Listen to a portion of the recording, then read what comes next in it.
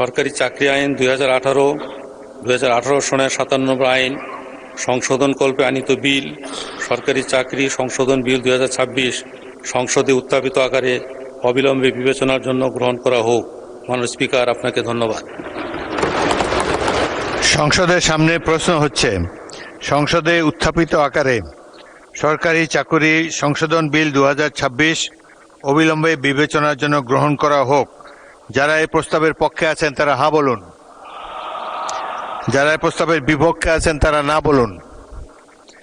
আমার মনে হয় হ্যাঁ জয়যুক্ত হয়েছে, হ্যাঁ জয়যুক্ত হয়েছে, হ্যাঁ জয়যুক্ত হয়েছে।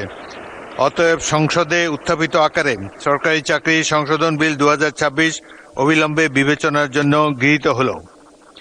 মাননীয় সদস্যবৃন্দ, বিলটির উপরে কোনো দফাওয়ারি সংশোধনী নেই। আমি বিলের দফাগুলো সংসদের সামনে পেশ করছি।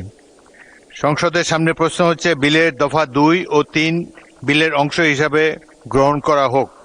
যারা এই প্রস্তাবের পক্ষে আছেন তারা হ্যাঁ বলুন, যারা এই প্রস্তাবের বিপক্ষে আছেন তারা না বলুন। আমার মনে হয় হ্যাঁ জয়যুক্ত হয়েছে, হ্যাঁ জয়যুক্ত হয়েছে, হ্যাঁ জয়যুক্ত হয়েছে। অতএব বিলের দফা 2 ও 3 বিলের অংশ হিসাবে গৃহীত হল। বিলের 1 দফা বলবৎকরণ দফা, প্রস্তাবনা, প্রবর্তন এবং শিরোনামা এই বিলের অংশ হিসাবে গ্রহণ করা হোক। যারা এই প্রস্তাবের পক্ষে আছেন তারা হ্যাঁ বলুন, যারা এই প্রস্তাবের বিপক্ষে আছেন তারা না বলুন। আমার মনে হয় হ্যাঁ জয়যুক্ত হয়েছে, হ্যাঁ জয়যুক্ত হয়েছে, হ্যাঁ জয়যুক্ত হয়েছে। অতএব বিলের 1 দফা বলবৎকরণ দফা, প্রস্তাবনা, প্রবর্তন এবং শিরোনাম এই বিলের অংশ হিসাবে গৃহীত হল। সংসদে উত্থাপিত আকারে সরকারি চাকরি সংশোধন বিল 2026 পাশ করা হোক।